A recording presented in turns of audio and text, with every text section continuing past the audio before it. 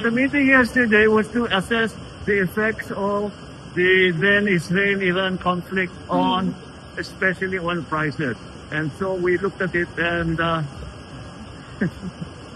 we looked at it at inanalyze namin kung paano mangyayari. And nakita natin that the effect on the economy should be manageable. May effect siyempre kahit paano pag tumaas ang presyo ng langis.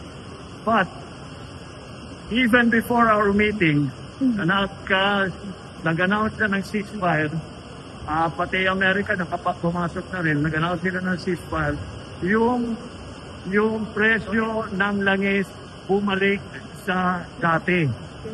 Umakyat ng $79 per barrel. Bumaba ulit. Pagkatapos na announce ang ceasefire, bumaba ulit ng 69 kung saan siya nanggaling. So far, there is no effect.